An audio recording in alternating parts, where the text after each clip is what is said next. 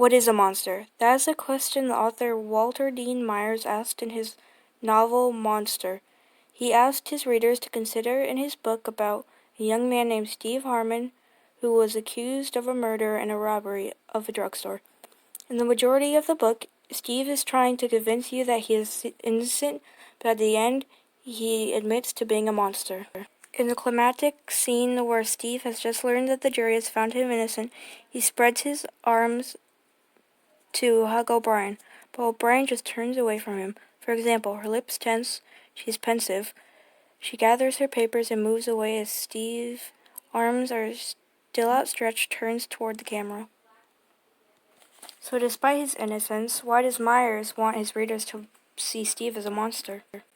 The first reason Steve is a monster is that he did not tell the police about the robbery that was going to happen. King says, "You know that drugstore that got burned out that time? They got it all fixed up now. Drugstores are always keeping money."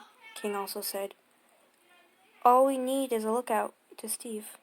I say this because Steve could have told the police that King was going to rob a drugstore. If Steve had told the cops, he would have prevented the murder of Mr. Nisbet and saved himself from being accused of murder. Another reason why Steve sees himself as a monster is because he acts and looks like the other prisoners. This can be found in page 62. Steve says, "I want to look like a good person. I want to feel like a good person, because I believe I am. But being in here with these guys makes it hard to think of yourself as being different. We look about the same." I put that because when someone is with a group of people, their actions and way of thinking tend to become more like the group's.